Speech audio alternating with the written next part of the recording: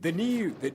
new music. And here we go. Omuliza wetu murungi nitukwikiyaho akasonsoleke Ekyererezi program webaleyo balaza mpaka cyakatano saa emule kucweka mpaka saa ibiri obuto anura nsonga zitanizimu na zimu esukwatiganye kara y'abantu ebenyegesa ebya polipo ebyo bulina muna obulisa hamuna ensonga nyamwingi muno obutekwa mu sente St. Thomas Junior School hamuna Britop Eco Result akasonsoleke Ekyererezi akasonsoleke Ekyererezi omuntekaniza webaleyo balaza mpaka cyakatano ziba mu kichweka mpaka saa zaitu ibiri katekebwamo St. banyana baitu aba St. Thomas Junior School St. Thomas Junior School no basanga mu trading center yankaka arugudo kugenda hapuyo rundi muzizi road egyo nko basanga mu center egyo yankaka bakwinire ekitebe kuruga baby class mpaka P7 kandi kerekana mamaziro ku bantu batekaniza abana babo aba P7 kufununga briefing ekiro ekya kabiri yes ekiro kya kabiri ajya kwamba briefing nuko bakora ibigezo byabo ekiro kya kana hamuna kya katano kosi St. Thomas Junior School abegi babo butosa mbamanyire mwongera kubateka mwesara mukamaruhanga bakozese basobozese ku bantu bayijuka ebibyone basomesibwe okurora babihandika niko ebigezo byabo bisobora kuba nibirugayo kurunga babihandike kandi nkabutosa nko kubakora the first grade zonka nizo basobora kuba anabakora no mwaka gwe byensoma guno gwe 2024 bakwatanize na Britop Eco Resort nesango hano mtauni Chegego hagati mtauni enyuma ya Chegego Town Council headquarters enyuma aho iboka kira Town Council enyuma hoja panorora Britop Eco Resort bakonira buhereza burungi conference hall bakwetaga enkurato ezitalizimo anazimo onkugambire adena bakwetaga buhumuro sakugenda ino humura y'ibitekerezo byawe anogira rundo inenka abegyo inokoso waka yawe rundo ine project proposal yoliyo no handika no etago mwanya oguteka ine internet yeroho kurungi muno agenda Britop Eco Resort sobole kuba no kora ibintu byawo mwanya oguteka ine kurungi muno ataliyo toko gambire haikayinkayina akayaga akabihaka kwehera kurunge omumiti bakwetaga kwa numurora ebisoro bitarimo nabimengeye ziriyo enkende ziriyo kugambire kurunge munakwetaga kwa numurora nebinyonye bitarimo nabimo Britop Eco Resort haifukuri ojja kwa nabisanga yabakwenda kutekaniza ebizina byanyu kwata videos nongi genda bayine scenery nongi kurunge mona iyo sobora kwa nokozesa background yawe bokuba nokora a video enongi mono Britop Eco Resort St. Thomas Junior School mwebale muno okwana muteka msente mukasonsoleke ekano ka tekaniza awebaleyo hamuna kasonsoleke na bagenzi baitu aba St. Thomas Junior School hamu na Britop Eco Resort na itu entongera kwikya usalizi baitu hali enju omugenzi bya Ruhanga James ayali musomesa wa Humura Secondary School kandi abayire akabona deputy kandi na deputy Mpara Secondary School kandi musomesa na mbere ya Humurire rugiro mbomezo bwensi rugiro mbomezo bwensi akasomesa abana bayinge mono abega bakumanya mkurogo hiro mwari mwinibara mu rukirize bakiro bwingi basaputa ijuka ibara master bya Ruhanga James owayasomesago kubara abandi bayinibara le bamweterezaga ne popular abega bayasomeseze bamweterezaga ali nirikora bokuba niri bali bamanyire bamweterezaga bambi omuhimba nko bamweterezaga bambi arugiro mbomezi obwensi arwaine no burwaire arwaine no burwaire mujya ugwe mukama asoro kwa nagumuzo mbusinge staff board abegi abazaire abamasomero na muno humura hamuna Mpara ntusasa na inywe kandi ntekanza zo kuzika tujya ku bantu zitunga mpora mwego mugenzi mukama gumuzo mbusinge kandi na tongera no kugumya kandi no kuongera kusindike Sara hali professor mama we mukayikuro burwaire bwe yongerire kimwe rero bweyongerire kema tukuba tuhagarukira hambeho hano yaba bamuteka ebyoma byo kumukonyera kwica hairwaru yacyegegwa abasobara kwikaye speed mukamuroraho no kongera kumuhamwe sara then no kugumya kwemera hamwe na professor anabanja kwina kasimuke professor musobora kumutera mpora mutereze sara no kumugumya bako muzayire muzayire no bukura professor no bara na Christmas amazara go soboza ajagwiza mayingi myako baitstire omuzayire nasigarariki muzayire so murabyemo akasimu professor mugumye yes abo kuba muhuririza waito kandi nkwatangabo ayolekize kuba kansera wachegega wadi east sakariza kati ntongera kugumizamo no kuraba mu ekiragiro Ekyererezi ya asara opendi ekiragiro ekyakwenda kuleta kifoke iteka ekyebyo buswezi ntwetaga kuba antororamo section 36 nabazaho eyo kutekaho orukara orwo buswezi bwona abarabaga basuyirengana habaraye handikisaga harulengo ruihanga lyona kurugira okay harulengo register marriage national marriage register yes okirozire so egyo neja kubaho kandi nagamba ngo enu ejja kuba erarulengo ruihanga lyona kandi eralindwaga omubyoma bya kalimagezi rundo omulingo gwona yes then nagamba ngu register enu ejja kuhandikaga ebikukwata ha buli muntu wena akuba ayetabire mu buswezi kandi ntejja kubagane yongera kugarurwaga busyaka buli kayire obukirabaga kyetagisize kuleta mwabashyaka bakuba batahire omu register enu kandi ngogo muntu wena omurukara runo oruihanga lyono rwabasuyiranga ine arahebwaga akayire amanyise omuhandiki mukuru obwarabaga aine ensobi yaroziremu rundi empinga hingisa yakwenda kuba nayongeramu mu mabarage rundi mu amakuru agakuba gali mu register eno then nikikirizibwa omuntu okuba natunga amakuru gona agakubanga kwata abafumbo bona omu register enu naraba omukitongole ekya National Identification and Registration Authority okrozire and Registration of Persons Act nebaikiriza nti bokwano etaga kutunga amakuru gona agakwata abufumbo rundi nenda kweka guzaho jwa kimonu kanambia habihangu takaswerwaga hati iwe norabayo mporampano no hayaka sente katoito then niko National Identification and Registration Service banu bakoraki nibakuhereza bikwataje wakimu yes URSB yes Registration Service Bureau so nibakuhereza bikwataje wakimu mazira kubisasura no ite Joakim atakaswerwaga hato gututumwina mu register muno okruzire so runda agukakaga yitwira message ogu no murugabo yes runda akagayitwa mu government na ikirizwa goita nabandi okruzire no tunga amaguru agonga ikirizibwa okruzire then section 38 niyo nungyen ngo okutahandikisa obuswezi buno omu register en tichukufora obuswezi obu ngo tibumanyirwe yes non-registration not to invalidate marriage okrozi kakuba njomba nteranizibwe na mamfabu tutahandikisize okrozi tichukumanyisa ngo obuswezi bwaitu tibumanyirwe okrozi ekiveke yes tsokta kubatagira kuhandikisa yes but tuine register waitu Ekyererezi akatuteraniza urundo bwenzarwa okrozi so okutagenda kuli mu register yihanga lyona tichukumanyisa ngo obuswezi obu tibukozireki tibumanyirwe then okuhindura obuswezi asatu na mwenda eno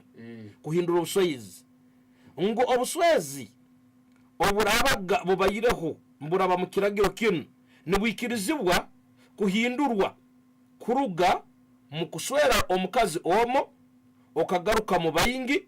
rundi kuruga mu kuswera abakazi bayingi okagaruka mu kuswera omukazi omo kakuba omusayija aba aine omukazi omo naikirizibwa kuhindura akatandika kuswera abakazi abandi nole akasigaraho. Yes, kuruga mu monogamous akagaruka mu polygamous. Rundi kuyihaha abakazi abandi ababayirayina abayingi kuruga mu polygamous akagaruka. Yes, nikikirizibwa kuhindura aho. Kinu nikija kita okirozire ntibanu omunyoro no mukyara basemerire kubanza bakayikiraniza bo nabo bonka hakuhindura obuswezi bunu ekyo kuroraho. Yiwe no mama father ni muikara mugamba hakusikire ngera hati okurora mama father mananu no chweka hano emirimo enu amani gakeho hati nabanisaba nkutungira yo mugenzi wawako kaso kugamba agamba ninchweka muno manyiri tunga yakungo tunga yo muntu wonde hakiri otuhembu kawanko ijja rundiki ngo kwati yo mwana utagabana 16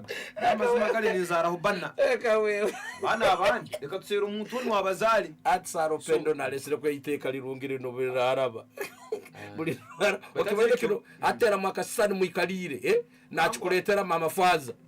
nakuletera ikitekerezo ekyo ngo utunge yo mugenzi we mukayiba rundi yibo no mugambira ngo notunga yo muki no mutungira mukayibondi okrozi mukayikiraniza tibiri byo kurabayo kakukuta kare ebyo nkutu kagero kinu kibyanza saro pendo nagamba ngo kiwanisa mune nkukutu that's why kirage kinu kigonza kikirize abantu bamanywe abantu babanywe okrozi kandi ngo nagamba kwikiraniza kunu kujja kukorwaga mu maiso agomuramuzi rundi omuhandiki wo buswezi kandi kutekebwe mu buhandiki kutekweho kinkumu omusayija no mukazi kandi owakutekaho gwa kaiso abo muntu ondi wena anyakuroho akayire ako chena na mlana katonyeza 0 FM Mutsanga omutawuni ya Chegero immediately ngo nokorake ngo bihoyire mbogo ya mawu mwine kiteka mu buhandiki kandi omuramuzi mu maiso go muramuzi okirozire anyowe cash ali naito kasoro na chuamu kirokino hamo na mama karungi twayikiraniza ngo untungejo wona aja kugamba obusoboze nabayikiza kirimo naja gamba obusoboze nabayikiza no mukazi nawo na nyikiriza hana gamba yibo mama karungi ekino kigamba nyikiriza amulete kiteke mbuhandiki teka he chinkumu aba bayiraho ne baha chemana aterwa karuru nanyi ninteka ho mukono betati ndole kikire mbuziba because you see ngwate mu buyiro mu chairman ati hari rino yes ni ribamu bati ncho wabugati mu bwakashi okubo ibo tubagira buzibu na sister uno muleta in fact ati wonu wakuleta na sister unagamba wewe ijja twatanize ibyo bugayiga bino bikale hayi byetorore mutasoka ibyo bugayiga betuga ajya tukwataniza kwa niko kiri bombo ikiranganiza so ngo nakinu nakyo mukazi nasobora kusegura ekeragero kitugamba muyikiranganize mukazi waragamba nango we amoti kandi anyikiranize mwino kutere kugiteka mu maiso go maramuzi rundo muhandiki wo buswe nomugenda mwafaza nomugenda mwa reverend okiruzira mwa pastor ngo akuyikiriza dene nomugenda na mukuru w'abafumbo rundo mukuru w'ecyaro rundo wo mugongo nyoka tusine akayikiriza musayija wange aswera umusayija omukazi yondi kandi omukazi wo mutungire nyenda aswera Christine nyenda aswera Irene nyenda muna yiwo mukazi osoko suggestinga amabara hati ni bateri bale mutwe na yiwo mukazi no sogamba wewe amoti no swera nanko mara wananko ngo nso kwatanizo yes kandi bayina wanyu kirungi omukazi gahanga manana asano kugamba nansinga nankiraho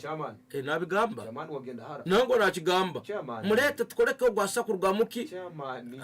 ati nabana nabagira nanka twara kuhonda byawe barakutagara kudema bare yonda yombe na kibaza kwa ngo mukazi asoko ebyana gangwa motsero gutya nasinga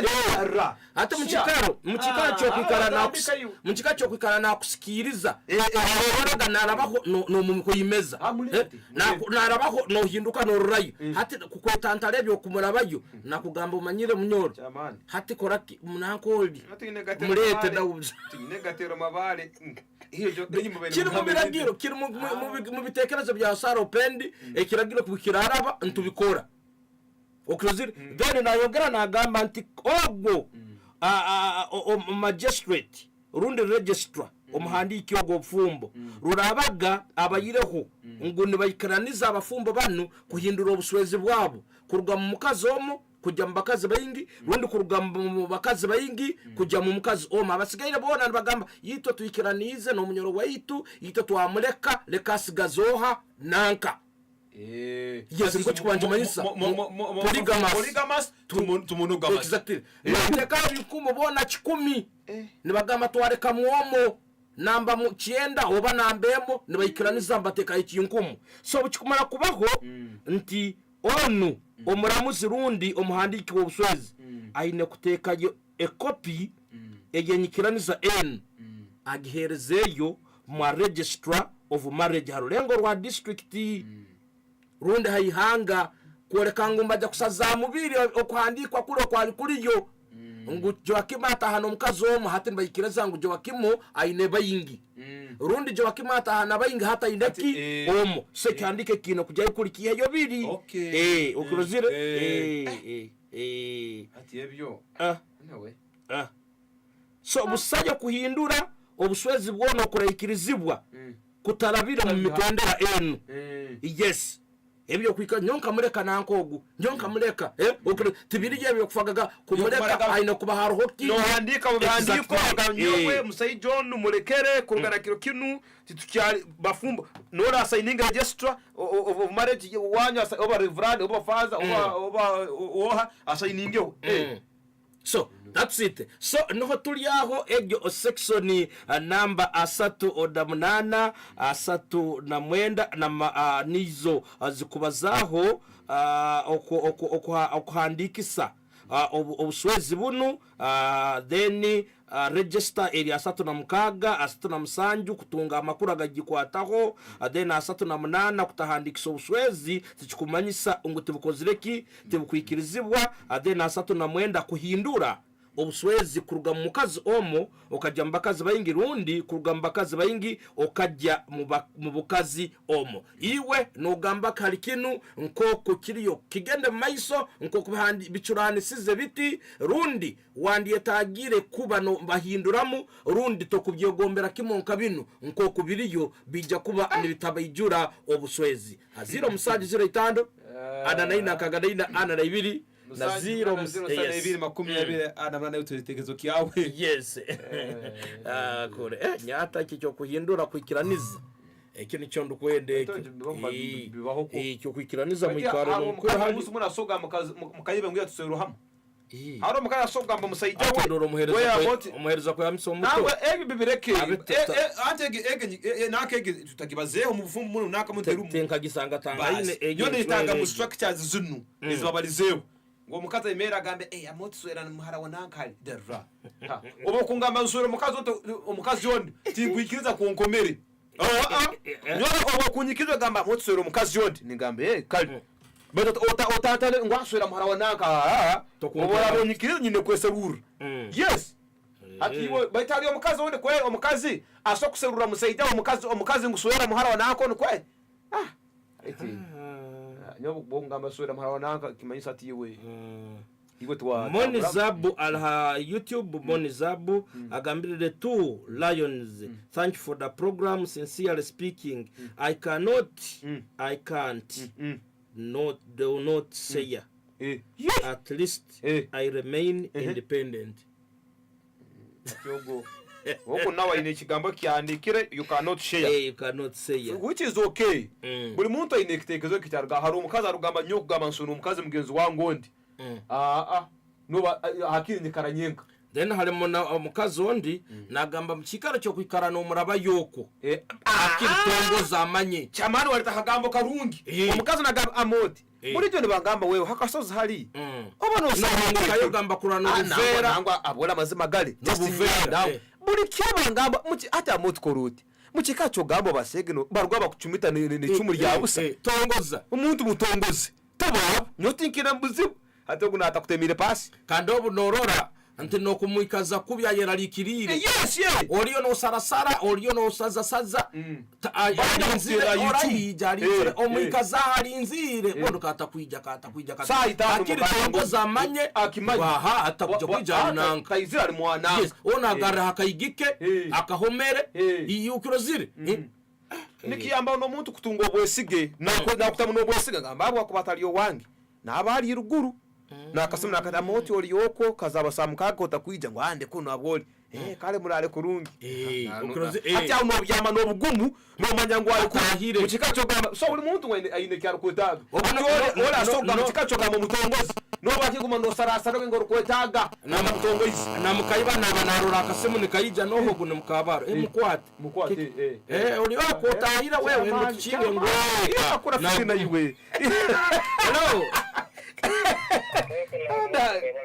Ewa kuliriza muteriye Muzeo kataipa.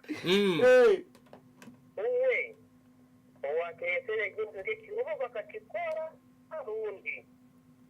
Barakankabo. Bicyari kitekerezo kandi akisengekere kurungi ebisemere kibamu. Obu birayikirizibwa nikifoka kiragira nko kubikadi rundi ebimo mbihindurwamu rundi mbihingirwa kimo byona. Bazamurikiye mutotsi kiri kisoboka zakirole mu kawe kisoboka kwe atiwe kwikara no kukuta urugahogwa hankonge nekiragiro kucingura kikakwikiriza mukayikiraniza norora kimo mukazi tayine kyakutukonyeraho hano ikisoboka ekyo kale Yohana tumusime John Bunyangabo nyo kinsemenize kuri ngo kutongoza abakazi bano acho kinsemize mukikacho gamba omukazi agume harubaju nga okuba okagayitwe empeta mu buswere okwikiza omukazi yomu bali abandi ngo parkingira batiraho abana betamango abaheru oyikara parkingira bali aho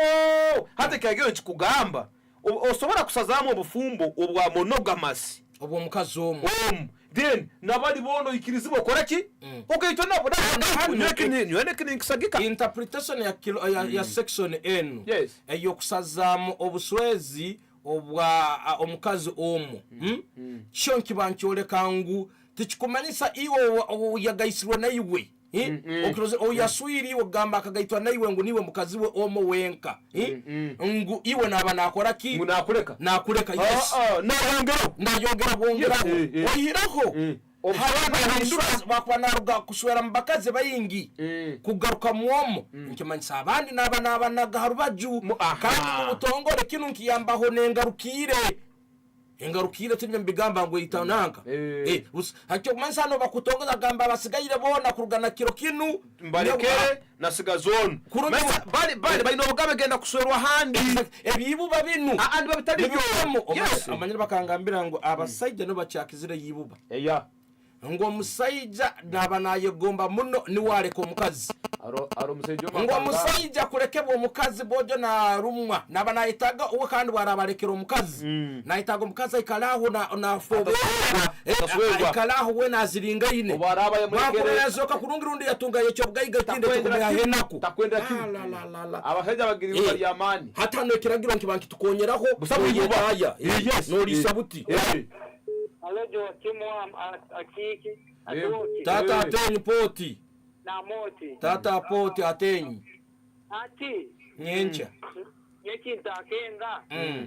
unda nswiro mukazi omunga isongo ninyongeni sera mukazi abandi ngaitwa nabo no hinduro buswere bwo kale aikajagaruke mu oloya hano yes ekini kikizibwa kale kajagaruke mde kankweleza non de koramgaruka muire kankweleza non ubagaruke mu ruma hello yabakimu tat ogun pati askurga chiba ego eso gena alora abakazi kugira ngo mukaza ibugire mugenzi we ni sana kumwisira vuba kuborogo uborogo urugubutakana bo kuri yo gati mazimwe wo ide ko mukazo bakagava muri abantu bindi tubimishira wo kwenturwana kale webali uri nwakagwize kotinanto kagwize mu kubanga isuno mukazi wangu wo mu ninyikiza kungara gaito n'abakazi abandi yego nikikirizibwa mu muringo ki oboko bose uno mukazi yomu mu bufumbo butabalize ngo bukwikiriza gaito no mukazi yomu wenka kandi ogonze gaito n'abakazi abandi buna bufumbo no burugamu obo gaito no mukazi yomu bunni mu busesa let's say obo Kristo obikizo mukazi yomu no busesa hati no genda kuri musivo no ikirizibwa choki na kento akibazaho twagamba ngo ono uko bugayisiro nawe timayisangwa ati wo mulekere just no wongeraho beto bufumbo ni muhindura akaba ko mu Kristo baga mukazi yomu beto kuri musivo manya mu muhindu islamiki nibayikiza abakazi bahingura bayinga hari yomu so ati ndo cyokono gamba obo Kristo bun niboga mukazi yomu nangwa boro manyi nyene getu nabakazi abandi buri tubusazemu ngwe petus juremu ngo mu protocol ngo examine mu busazemu then mugine mugahita ukuro getu nabakazonga mukaga buri kwetaga bona no ikirizo point nanto yes kale akankwerezo no tuyirire mu kumalira tugenda makuru hello tata narongo hata mwareta kandi tutarindwe ni ba members of parliament ona sibo bukaba kugira ngo mukaka ayikinze mukiba ngo asorwe nawe kandi naronga ariyo eje nimburo mbasera no konera kuru no kuna ndondondera nangwa no munkinze yo kumwe kamungo muntu bayikiriza nangu baswera nabakati bona baho babegerana n'abagenzi babo konkaka ko mudine y'abakristo ninge yite y'abakristo muntu wo mukazi wawe atokaza mukansaba kugira ngo ekanse ikirize ngo sero ndino mukatse nabamugite ninga nawo bagera ko bamugena akiragira kikaba kiroho ekiragira kibaho ni mugiye mu kanisa ni mwikiraniza magistrate nabaroho kale naronga ataho no hali oli omonaka royoli no yali nagamba encroaching on the Christian thing hello betati chekyo tata wowe bikintu eki wamakinya kisagika naraho natakisagika nato wenyine kandi no kireka hati kibazi ngo neki iyo no watage byo mu mwirima kwikarano no mukutu no kuta ko kute tongoza mutongoza wawe ne sino gaitone kurora nabantu bandi bakurora ati wabusesa ngudite no hambo ngugwe nabandi tokaruraga bakwahukana ngo bakaine abo barahakiragiro bas hati kintu kiragiro kiragiro cya dini kandi kiragiro cya government kwa kale yiba twambirize ruhanga tiba twambirize kiragiro abakucyenda nibagenda cyondera tiba twambirize so ndiko kirikiti tujya kubantu gumizamo a section tugambeze ya 5 na 8 kandi twakahika aya 3 na 9 tujya kwantu zikoleka zona then finally mujya kwana muyihama bakuba bitekerezo byanyu nibigenda buri bamwe babitunga niko kiragiro kinuka kubakira bakifokera iteka tubentumanya ngo kuturatwazamu ibirungi ne bibi then nebyo kuhinduramo abakuba nukira bakiona nkihambizibwa kimo bakihambi umurundi gumo tusigale nko kutubayire ibirungi birimo bitaha bitarimbiragire bituyine tubitabare hatinke kicyo kwikiraniza amananu gari kikirungi orgaho guhankonge orarinzira namanya oriyo no ija omuntu no muraza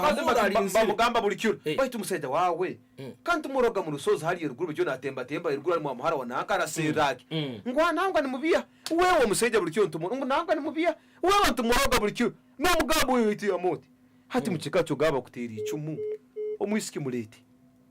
mutongozi muteka harayifo nyuti nyine kizibona yiwe mombekera harayifo ubona abo tense nzo kwa mabate nangambate ndagagura rero Ekyererezi buri munsi buri gihe kumviriza 98 Brito Radio. New breed of farmers. Ekyererezi cy'abantu no muziki.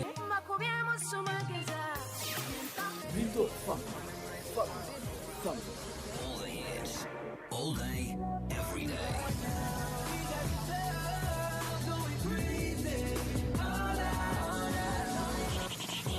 New breed Brito Farmer. Ekyererezi ky'abantu.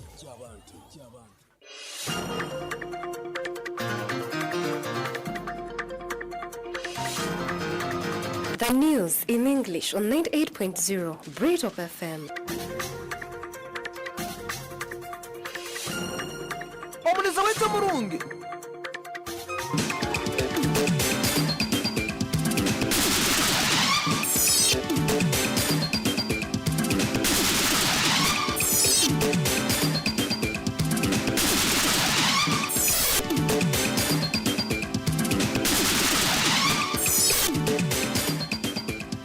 Good evening, dear listener. It's 1 minute past 8 p.m. on the 31st day of October 2024, and this is the English Bulletin read to you by Chairman.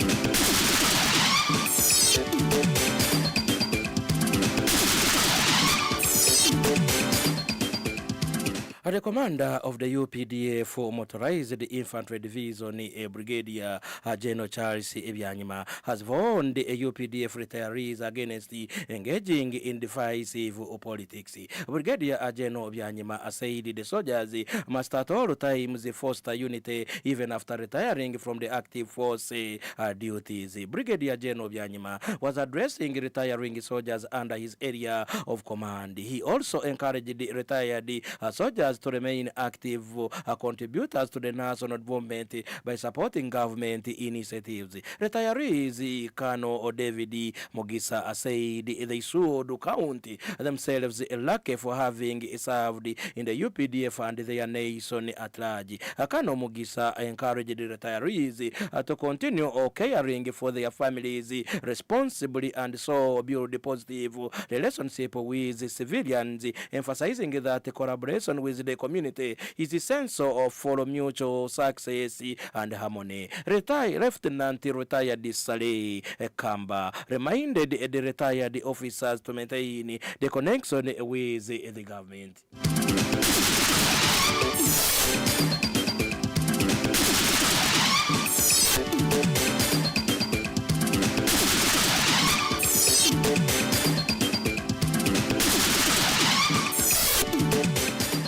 A government-sponsored students at Ekyererezi University are up in arms for demanding the immediate release of their living out allowances. Yesterday, a group of students stormed the Ministry of Finance offices seeking answers about the delayed release of their allowances. The move was sparked off by a communication from the Dean of Students, Winfred Kabumbuli, who indicated that the government had reduced the university's budget affecting all its operations. Kabumbuli's response came after students raised concerns about the delayed allowances just a few weeks before the end of the first semester. Led by Lilian Akelo, president of Ekyererezi University government-sponsored students, the group met with State Minister of Finance Henry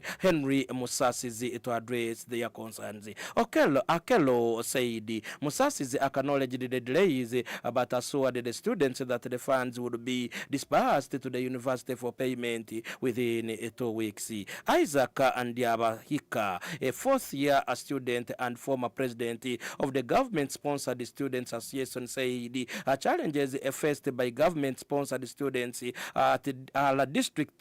distinct from those of the private students, with many of government students relying solely on these allowances. In his voices, Ndiabahachi explains. Tusaba government ekkirize abantu baveeyo batusondere emmere so abaana bafune ekyokulya. Abaana bali bubi, abaana ba government n'abaana ba private ffenna fisi ekimu kuba ffenna tusula wamu. Abaana tuli bubi, tusaba government ekkirize abantu ba bulijjo bajje batudduukirire abaana emmere.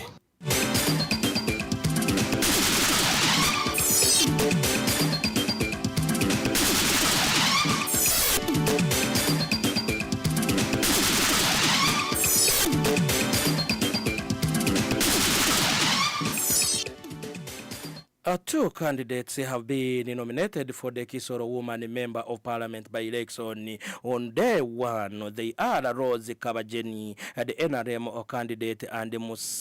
Musanase Juliet, the FDC candidate, under the Najana Nkumbi faction. Kabajeni was nominated yesterday by Daniel Nayebale, Kisoro District Electoral Commission returning officer. After nomination, Kabajeni, the senior presidential advisor on agriculture, held a rally at Kisoro Mayor's Gardens in Kisoro municipality, where she pledged to revive unity among the people of Kisoro once elected. I'm very grateful, and I will forever be grateful, and I promise to work with all the stakeholders, to work with my colleagues, my fellow members of parliament, to make sure we work for our people, we develop Kisoro. Other things can come later, but we are putting Kisoro first. After a nomination, Musanase promised to advocate for the development of projects that were neglected by the leaders. This is the first time Musanase has contested for the same seat and lost. I have a lot to put in place. As you very well know, our party FDC is there to change the wrong things that you know NRM has put us under. Like for us here in Kisoro, we have so many issues regarding infrastructure, education, and so many things, even health. So FDC is the only party that has the best manifesto for us as Kisoro district. The Electoral Commission officials, however, turned away Isa Chimpanye, the People's Progressive Party flag bearer, from turning up late for the nominations. Chimpanye arrived at 58 minutes past 4 p.m., but Nayebale argued that he could not nominate a candidate past the required time of 5 p.m. He advised the Chimpanyes to return tomorrow. According to the EC roadmap, voting will take place on November 14th. 8 candidates picked nomination forms to contest in the by-election following the days of Sarah Mateke Nyinabasisi, who died on September 7th after suffering a heart attack.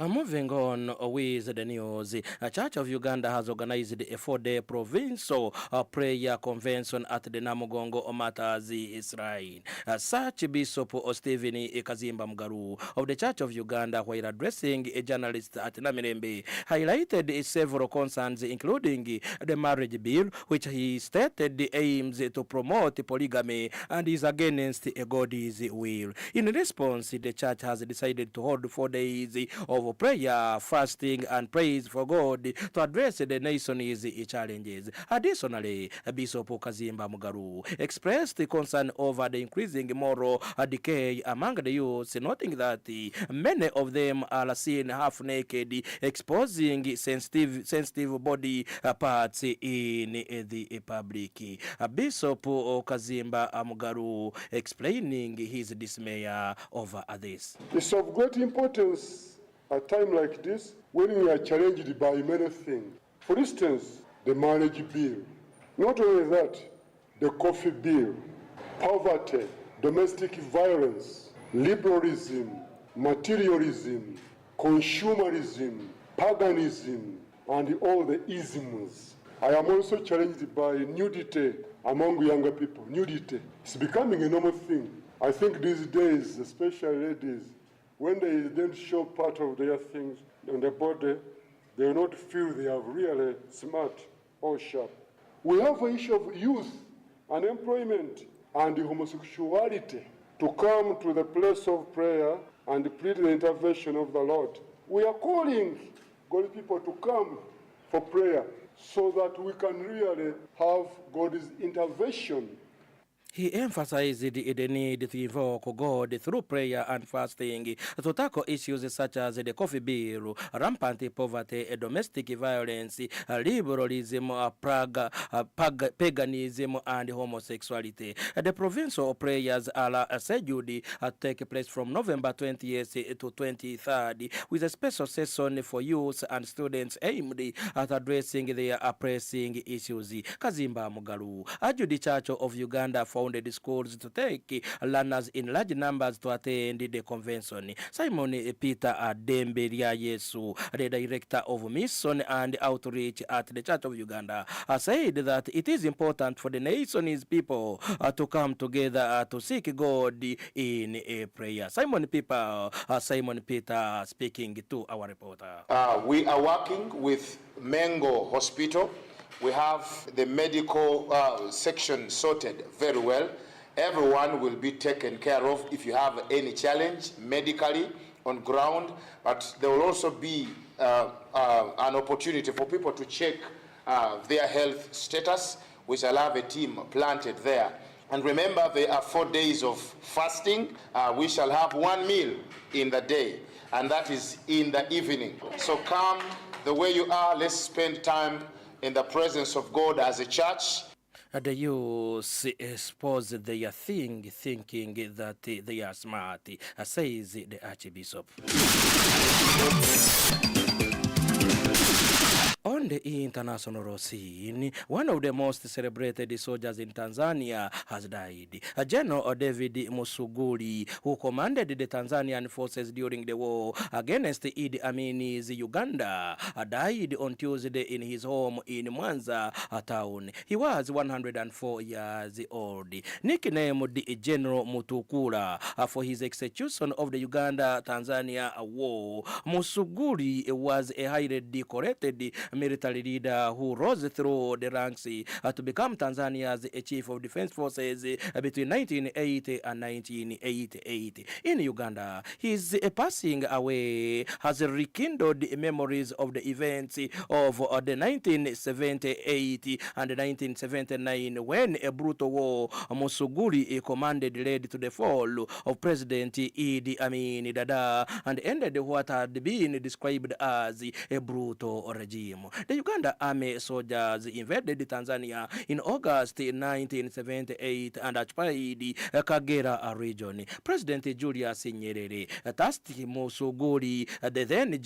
Major General in Tanzania's People's Defense Force, to drive the Ugandan forces out of Tanzania. Together with Ugandan exiles living in Tanzania, the Tanzania's People's Defense Forces launched a counter-attack in October 1978, which climaxed with the fall of Kampala in April 1979. Initially, the conflict was closed as a defensive mission, an effort to protect Tanzania's border from Uganda's incursions across Mutukula into Kagera region. But as the situation escalated, President Julius Nyerere expanded it into a mission to cause a regime change in Kampala.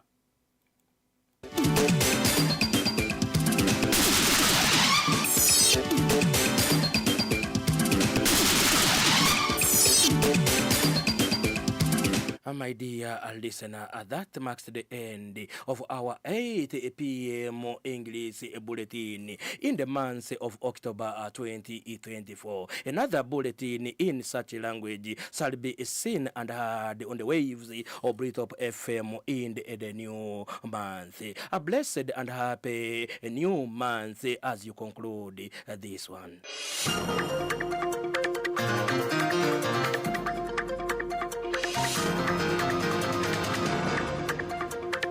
That was the news in English on 98.0 Britop FM.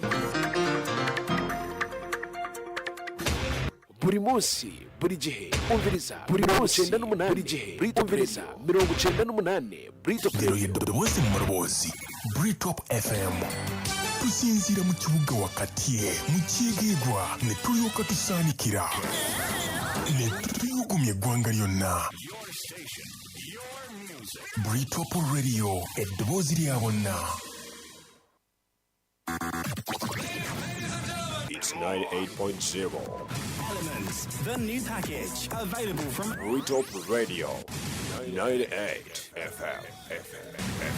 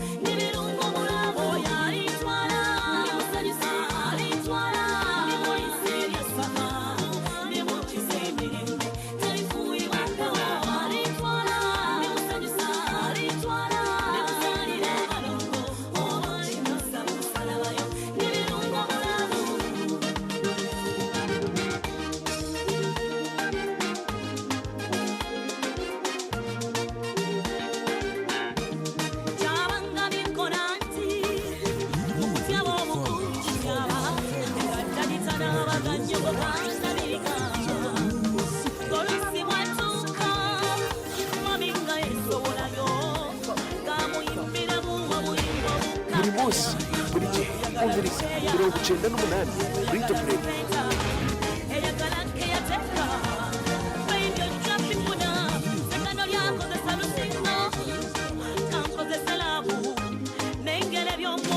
okuva ebulemebweya mu disitulikiti ez'enjawulo kyegegwa mubende kasanda mitiyana kyenjojo sembabule kyakwansi kamwenge otoso wonna kyendamuna nakategezesero twasinga kota